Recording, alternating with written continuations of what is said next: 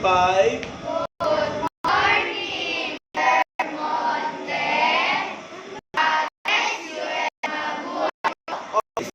Study about multiplying.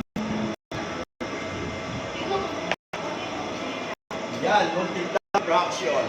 Example, if you like fraction, for example, 2/3 times 1/5.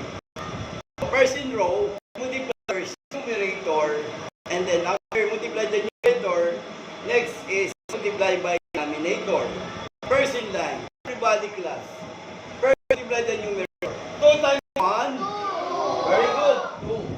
How about times 5? 50. Okay. What is the final answer? 250. Okay. 2/15 is the final answer. There is a this form. Okay. No. This is the final answer. Next class.